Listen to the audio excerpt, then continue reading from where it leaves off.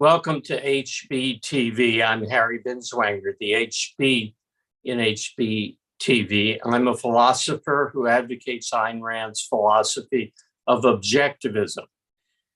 This session is a continuation of last sessions on Jordan Peterson.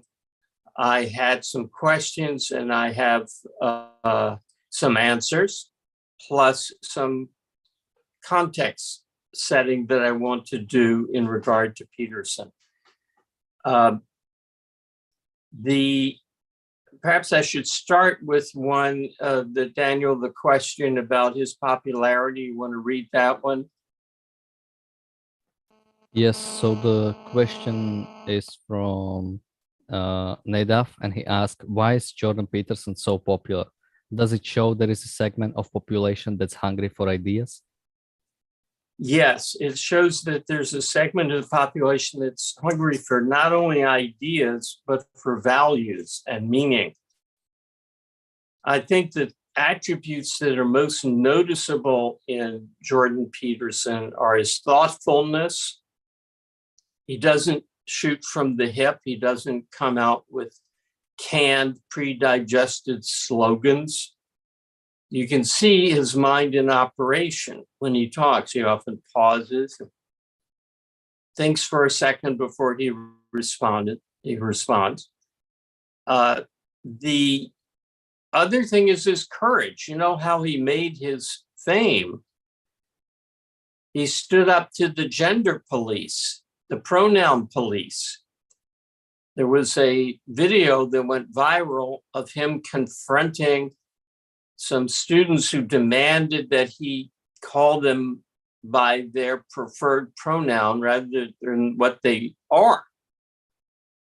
And he stood up to them. He, without being overtly hostile or super aggressive, he stood up and forcefully made his points, and that attracted a large audience. And from there, he went on, because of his third attribute, he's focused on values.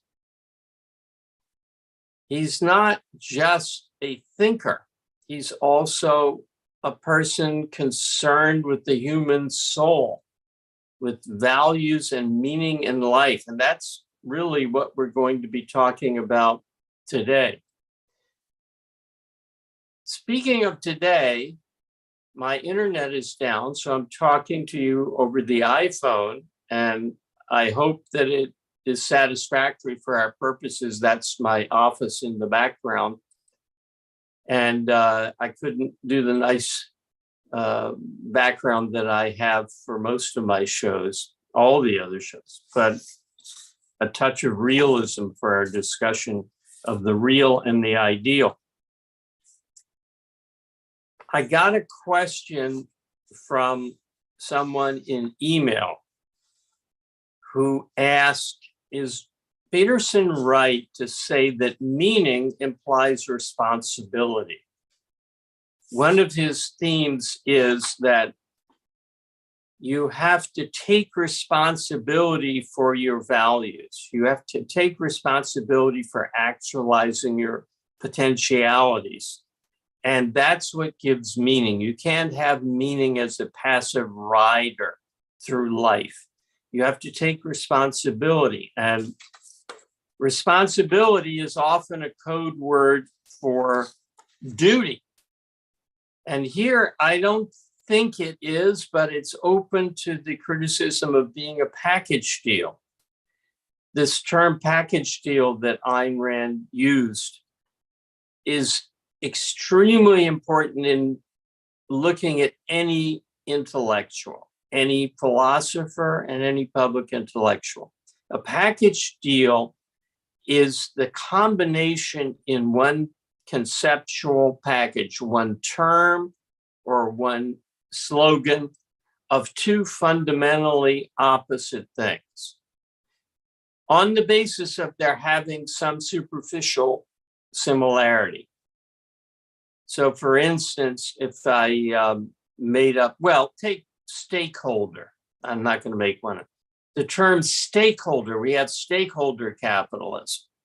Stakeholder is a word designed to put together into one term shareholders who are owners with anybody else who cares what the company does, like neighbors, employees, relatives of owners, people living in the same town where the company's business is headquartered, people who wish they worked for the company and live around the globe, anybody who's affected in any way by what a company does, which means everybody on the planet is considered a stakeholder.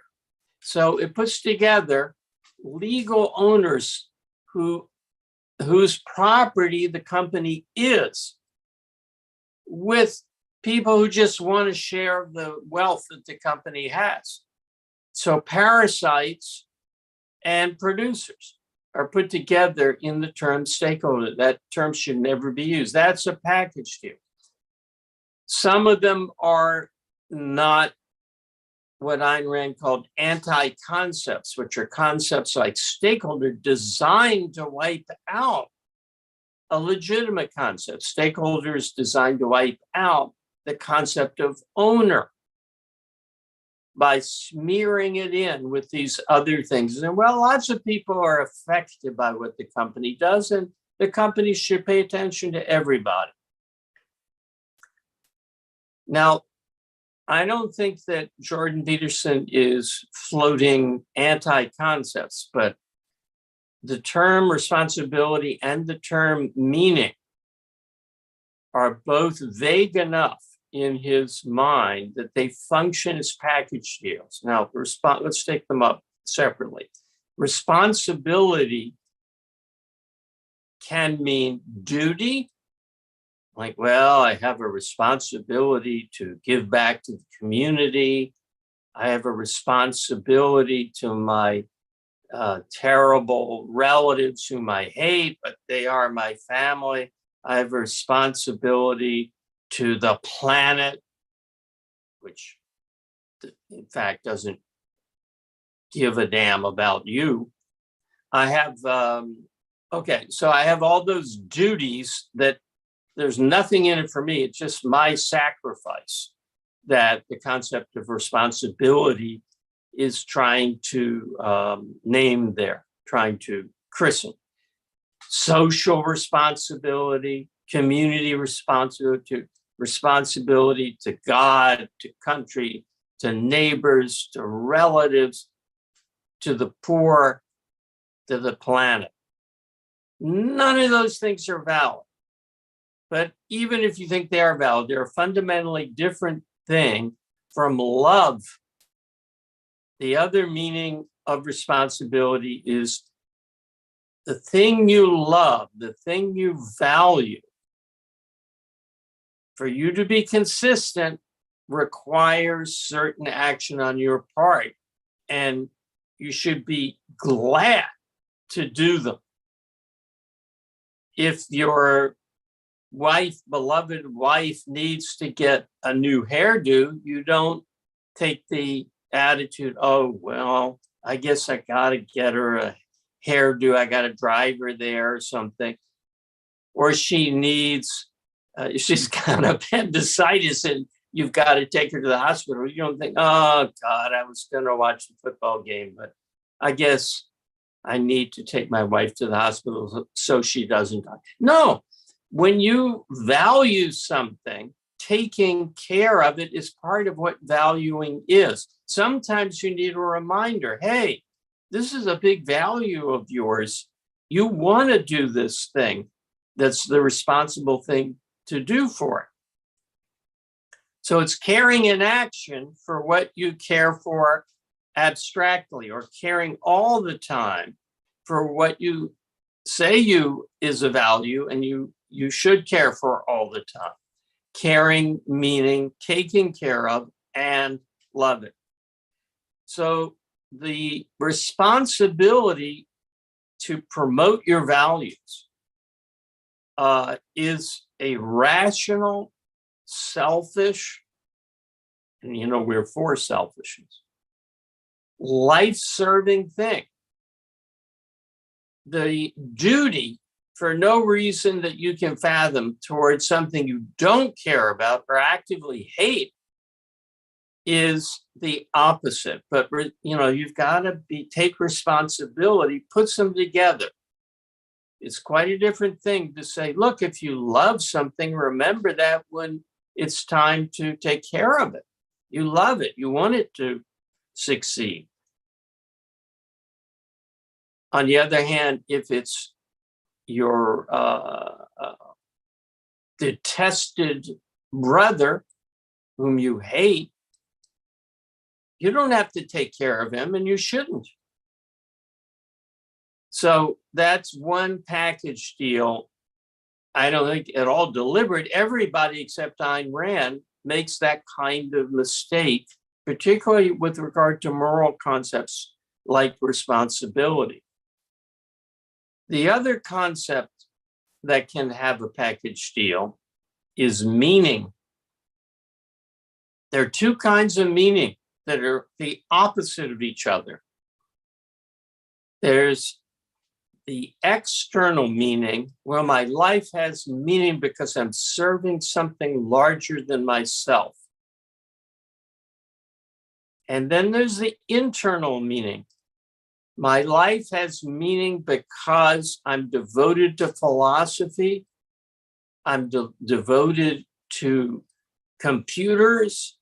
I'm devoted to making myself into the kind of person I can respect, and I act on that. And that gives my life meaning. The two are opposite. If you regard your actual pursuit of values as, well, that's just practicality, that's meaningless, it gets no significance. But when I go to church and I'm serving God, that gives my life meaning because God has a plan for me. Then you are destroying the only real meaning your life can have, which is the internal, the self-created meaning. So you see, both of them are an issue of values. Are you acting to pursue your values? Or are you acting to pursue something that you're told you ought to value, but actually don't? And this takes us into the big, obvious gulf between objectivism and Jordan Peterson. God. Jordan Peterson says again and again, you cannot have meaning and ideals without something transcendent. Now, so far, I haven't found any place where it tells you what transcendent means, but in its standard meaning, it's equivalent to supernatural. It's something over and above that transcends, that rises above this world, normal concerns, things connected with normal concerns. Now, a good thing about him is that he also uses the term metaphysical in exactly the way Ayn Rand does. And I've never heard anybody else do that. Meaning, metaphysical, and this usage is pertaining to the essentials of man's relationship to existence. Metaphysics as a discipline is a branch of philosophy dealing with the nature of existence, including man's nature. But when you say, I had a metaphysical experience, or I found metaphysical meaning in that painting, what you mean is something pertaining not to the weather today or the current electoral season, but to existence as such, anytime, anywhere. So, for instance, man has free will is a metaphysical statement. I have to choose what to have for dinner is a journalistic statement. Ayn Rand contrasted metaphysical to journalistic. So to some extent, by transcendent, he simply means that which is metaphysical, that which is fundamental, but still about this life. But there'd be no point in connecting it to God if he didn't mean by transcendent that which is anti-metaphysical, supernatural, has nothing to do with life except by positing another world that your life has to relate to. But he talks about the need for ideals. And I wanted to read you, where did I put it? Aha.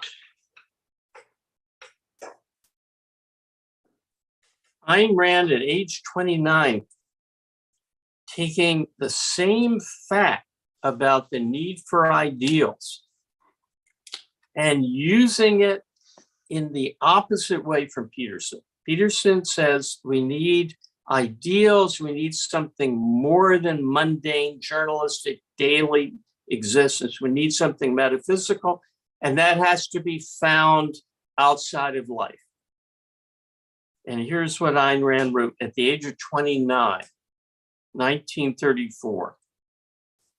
The human race has only two unlimited capacities, for suffering and for lying. I want to fight religion as the root of all human lying and the only excuse for suffering. Now, these are notes she made to herself. This was not published anywhere until after her death. I believe, and I want to gather all the facts to illustrate this, that the worst curse on mankind is the ability to consider ideals as something quite abstract and detached from one's everyday life. The ability of living and thinking quite differently, meaning living one way, thinking another way. In other words, eliminating thinking from your actual life. This applied not to deliberate and conscious hypocrites, but to those more dangerous and hopeless ones who, alone with themselves and to themselves, tolerate a complete break between their convictions and their lives and still believe that they have convictions. To them, either their ideals or their lives are worthless, and usually both. I hold religion mainly responsible for this. And she goes on, skip a little bit, but just to give the further information as to how religion does it. If a child is taught as the highest ideals possible, things which he knows are contrary to his own deepest instincts, things such as unselfishness, meekness, and self-sacrifice. If he is told that he is a miserable sinner for not living up to ideals he can never reach and doesn't want to reach, then his natural reaction is to consider all ideals as out of his reach forever, as not to be reached at all, as something theoretical and quite apart from his own actual life. Thus, the beginning of self-hypocrisy, the killing of all possibility and desire for a living ideal. This is a theme, the need for a living, natural, non-transcendent ideal, which is based upon your nature and your life and your choices. This theme comes up again and again in Ayn Rand's fiction. And I wanted to read some, because this is where everything comes into conflict. That is, this is where you see the real opposition of Ayn Rand to Jordan Peterson. There is another more deep part about the conceptions of reason and objectivity. But what I'm talking about here is what draws people to objectivism, and the errors are what draw them to Jordan Peterson. So this is not the fundamental base, but the key, the meaning of the clash of the two, where it lives. This issue of ideals are transcendent, or ideals must never be transcendent.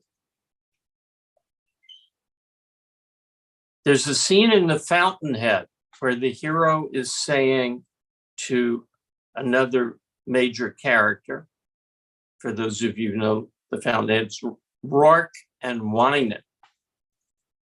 Winan is talking about people. He says, quote, "They whine and say they don't understand the meaning of life." And he says he despises those who seek some sort of higher purpose or universal goal, who don't know what to live for, who moan that they must find themselves. Rourke got up, reached out, tore a thick branch off a tree, held it in both hands, one fist closed at each end. Then his wrist and knuckles tense against the resistance, he bent the branch slowly into an arc. Quote, "Now I can make what I want of it: a bow, a spear, a cane, a railing. That's the meaning of life." Winan says, "Your strength, your work." He tossed the branch aside.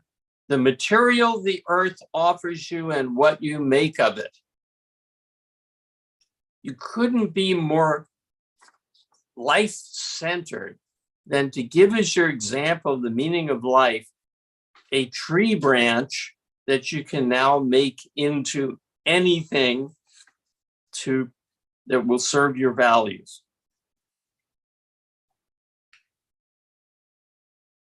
Take a breath, and we're now going to Anthem, which a lot of you have read. The hero at the climax says, "I stand here on the summit of the mountain. I lift my head and I spread my arms. This, my body and spirit, this is the end of the quest. I wish to know the meaning of things. I am the meaning. I wish to find a warrant for being. I need no warrant for being, and no word of sanction upon my being. I am the warrant and the sanction." That's the attitude that, quote from Anthem, that's the attitude that everyone should have. He's not saying, well, I'm special. He's saying that's the nature of man, that there's no external meaning imposed upon him. He must break off the branch and make something of it. He must reshape the materials of the earth to give it meaning. And there's no external meaning required. Ayn Rand was once asked, "What is the meaning of life?" And she said, "There's no outside thing giving your life meaning." There's a mistake in the question, as if there were something outside of you, independent of you, that would imbue meaning on your life. No. Now I want to read a quote that is much less well known. This is from a play she wrote called The Ideal in the 30s, was never produced in her lifetime. And this is at the climax of that. She looked at him, her eyes pleading. She whispered, "What is it we want, Johnny, you and I?" He answered, and each word seemed to be reflected in his eyes, and his eyes were as a song. "Have you ever been in a temple and seen men kneeling silently, reverently, their souls raised to the greatest height they can reach, to the height where they know they are clean and clear and perfect. When their spirit is the end and the reason of all things, then have you wondered why that has to exist only in a temple? Why men can't carry it also into their lives? Why, if they can know the height, they can still want to live less than the highest. That's what we want to live, you and I. And if we can dream, we must also see our dreams in life. If not, of what account are dreams? The heroine says, Johnny, of what account is life? None, but who made it so? Those who cannot dream? No, those who can only dream. So the meaning of that is that the draining of the meaning of life from life itself is done by those who separate dreams from their actual life. A friend who also knew Ayn Rand said she acts as though she considers every moment of her life to be of supreme importance. And she did. She wanted to live on the highest plane. She did not accept the idea that, life is mundane, but there's another realm. It's, I won't be in heaven in my life, but after I'm dead, I'll be in ecstasy and bliss. She wanted it real and on this earth. And that is the biggest motivational difference between Jordan Peterson and Ayn Rand. Now, we have reached the theoretical stopping point, but there are a few other questions. It's going to be sort of anticlimactic after those ecstatic quotes, but let's take them up.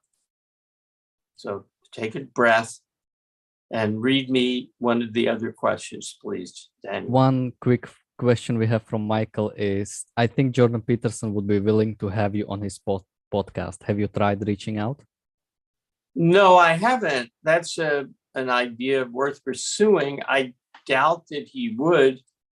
He has discussed, he had a session with two objectivists, Yaron Brook and Greg Salmieri, about 3 years ago, and I think he was happy with it. It's worth considering. Thank you. We also have a question from Brian. I heard a clip of Peterson saying, "No one gets away with anything, ever. You cannot twist the fabric of reality without it snapping back at you." Is he on the right track here? Yes. And there is a good side to Jordan Peterson. That sounds like one of them. If he would accept that full clarity means cutting the chicken at the joints in epistemology. You cannot have package deal. And you must go by fundamentals. Plus, there's no separation of the real and the ideal. There should be. If there is, you've got a problem. Then I think he would be ready to take the striker's oath. That takes us to the next question from Nadav. Do you think Peterson has a bad or good influence overall? And what about his politics?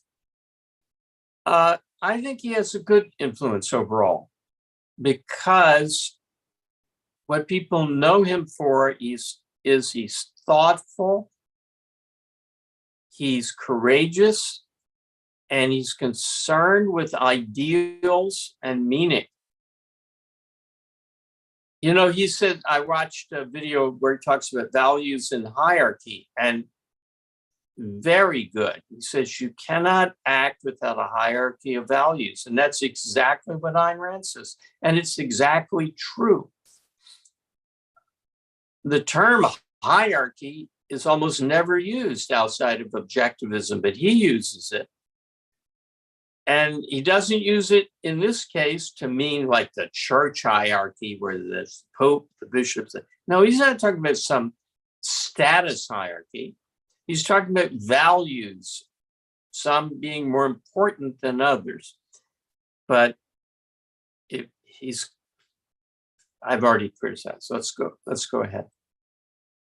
And the last question about Peterson is from Ray. What do you think of Peterson's view of abortion?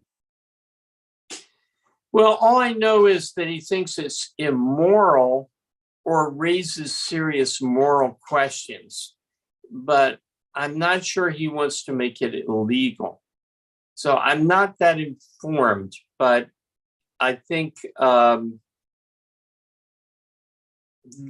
is not a sustainable position.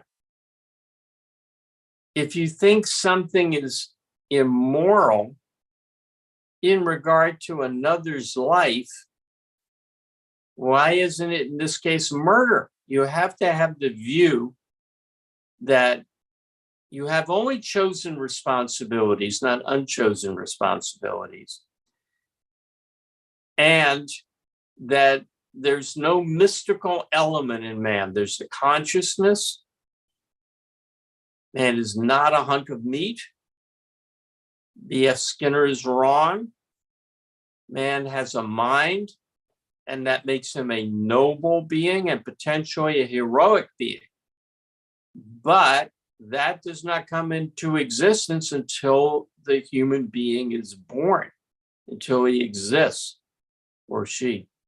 So if you think it's immoral, I don't think it's going to be ultimately tenable that you think it's okay to kill it. If you think the killing of it is immoral, how are you going to support making it legal, not illegal?